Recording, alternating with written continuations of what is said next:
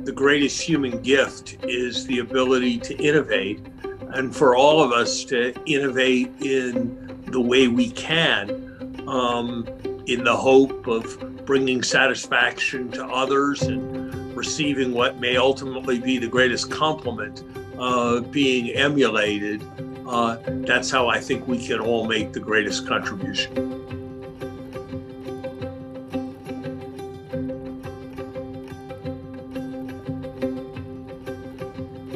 My guest today is Lawrence Summers, who's made a unique and deep contribution to public life as Chief Economist at the World Bank, as United States Treasury Secretary, and as Director of the National Economic Council. Secretary Summers, thank you very much for this time and also for the opportunity. If we look at the global challenges today, there are any number of them, including labour shortages, supply chain issues, and of course, rising inflation. What do you think we as a world need to be focused on? And what do you make of the world as it stands today? There are many places that require focus. I think in some ways the broadest way of framing it is traditionally the overarching problem for the global system has been maintaining a balance of power, avoiding war, avoiding excessive aggression between nations. I think today our success requires, of course, maintaining that type of balance, but even more requires achieving effective cooperation between nations on issues that challenge all of humanity. Issues like global pandemic threats, issues of disillusioned and angry populations who turn to terror, issues of maintaining a well-functioning global economy. And so managing an effective global system is, I believe, the central challenge globally for our time. And of course, the two globally dominant economies, the United States and China, for all their differences, the US as an established power, China as a rising power, the US with the democratic system that it's had for 250 years now, China with a one-party state that has produced economic miracles for the last 40 years. The US, a rich country by any measure, China, an exceedingly rapidly growing country. For all of our differences, we share that common imperative. You speak about this, what binds them together. I mean, when we look at John Kerry and also Xie Zhenhua, they found a way, and again in Glasgow, to create new partnerships, but more broadly to help move humanity forward. I'm hopeful that we will be able to have spheres in which the cooperative element is stronger, as well as spheres in which the competitive element is stronger. I think inevitably in the area of trade, there will be competition between American firms and Chinese firms, between America as a location for production and China as a location for production.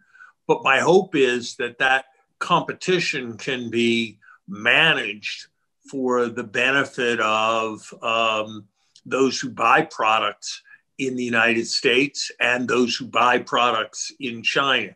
My hope is that competition can be managed for the benefit of workers here and workers in China. Maybe go back to what you called anger. Fundamentally anger of people. Now that's been made much more complex by a pandemic which we were told even before it occurred, was going to upend economies and create social chaos. Would the creation of jobs and keeping people in jobs, education, and allowing people to participate in the mainstream economy be enough to unplug the anger that you speak of? I think if we are successful in causing a larger fraction of parents to feel that their children are going to live better lives than they did, I think that can go a long way to reducing frustration. If people continue to feel, as I think they too often have in recent years, that broad forces beyond their control are shaping their opportunities, as the financial crisis in the United States did in 2008 and onwards, and as various financial changes have buffeted Chinese households, I think then it will be more difficult to give people that feeling of secure confidence. Many people continue to follow you as a guide for what's going to happen next in the world, including the opinion piece that you wrote a couple of weeks ago, speaking about what you described as entrenched inflation followed by recession in the United States. Many economists believe that that's going to play out internationally as well. What do you think are the global risks of inflation and slowdown and recession? And where would you see China and the United States coming in to help meet and solve that? I think we're moving into a period when interest rates are likely to rise. My own judgment is that the Fed is likely to find it necessary to raise interest rates by more than markets or the Fed currently recognize. So I think that with greater strains in both the US and China, it may be a difficult period for many emerging economies. Just how it will play out is very difficult for me to know. My hope would be that this could be a period when we were able to substantially fortify and augment the international financial institutions.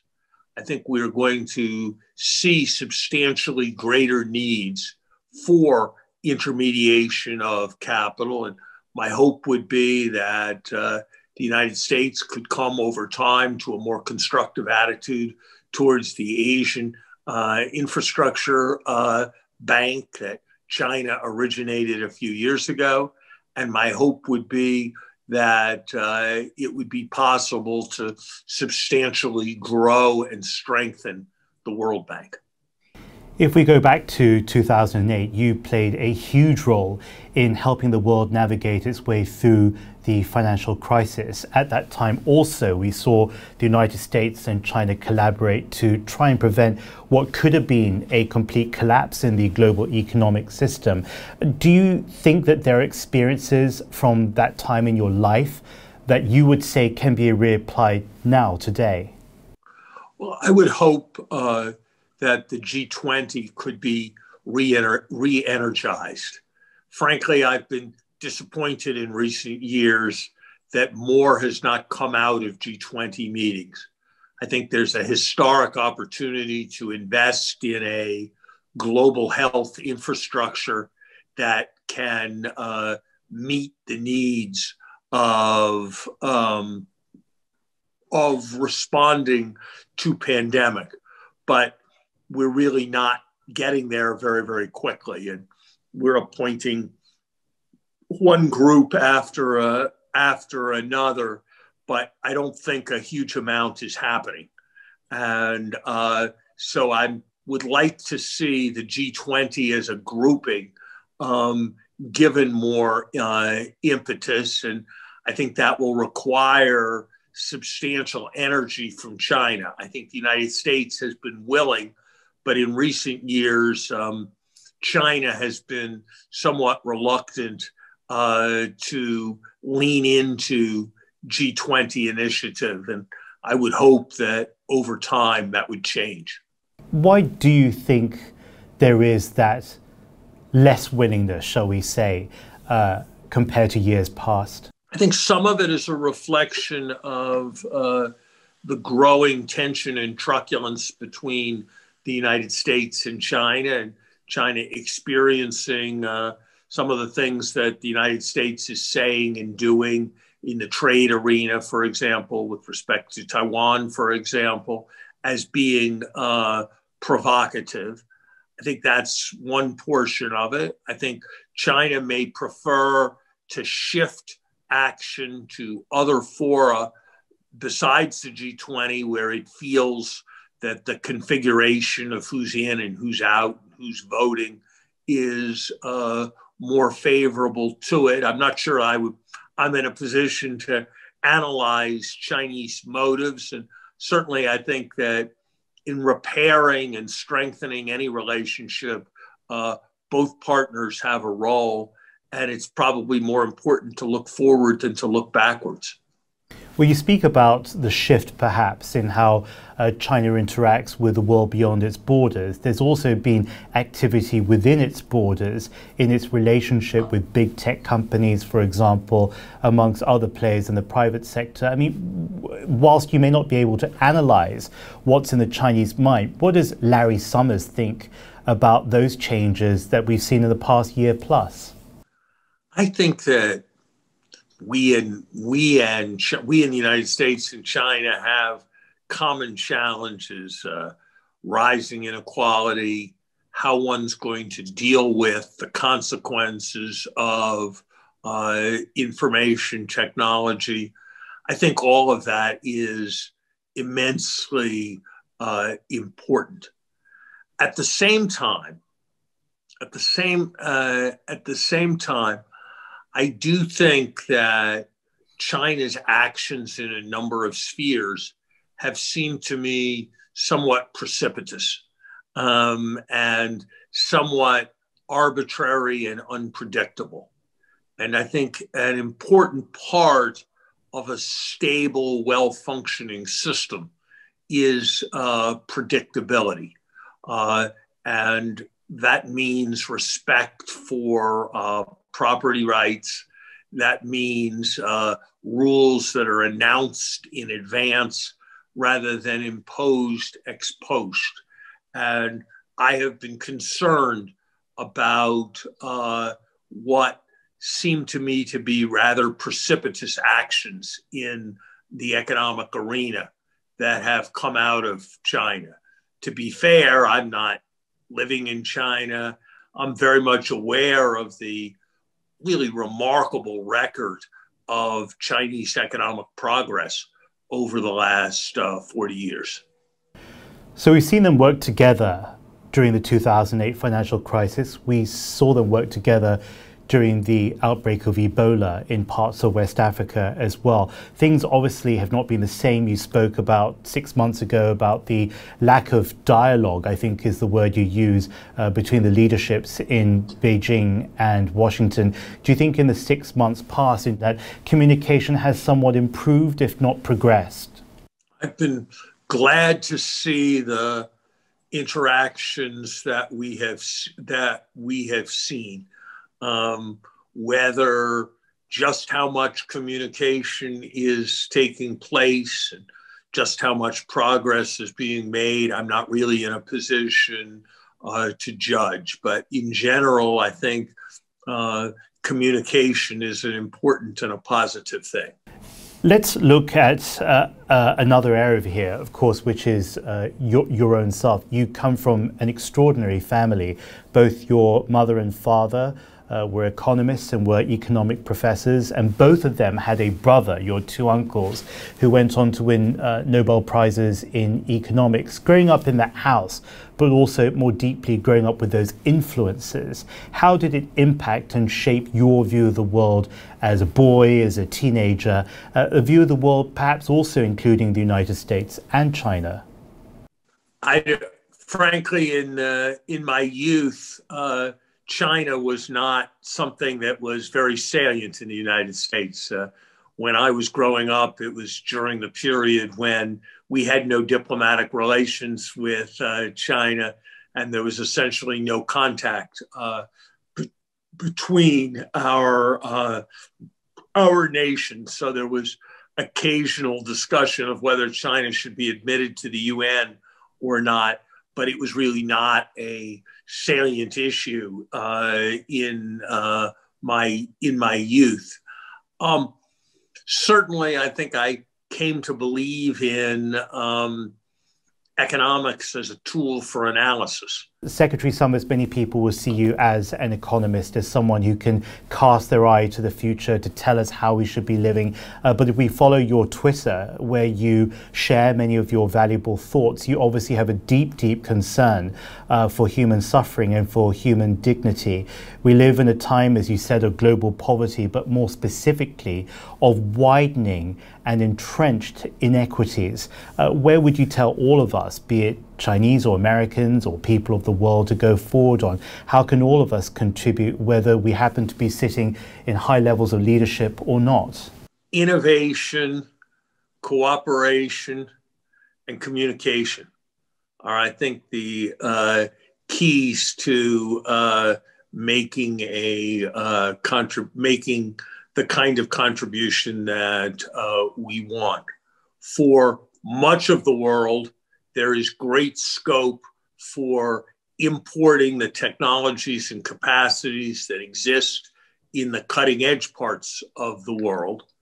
For those who are closer to the cutting edge, the answer lies in innovation. Much of innovation is about science, quantum computing, but by no means all of innovation is based on what we traditionally think of as science. New combinations of flavors make for better foods. New strategies make for more entertaining and more successful sports teams. New styles provide increased pleasure to those who wear them. New modes of producing music or video provide joy and entertainment to millions of people. So I think ultimately the greatest human gift is the ability to innovate, and for all of us to innovate in the way we can, in the hope of bringing satisfaction to others and receiving what may ultimately be the greatest compliment, being emulated. That's how I think we can all make the greatest contribution. So Secretary Summers, thank you very much for your time and for using your words and your ideas to unleash our human imagination today once again. A Happy New Year and a Happy Chinese New Year to you and your family. Thank you very much.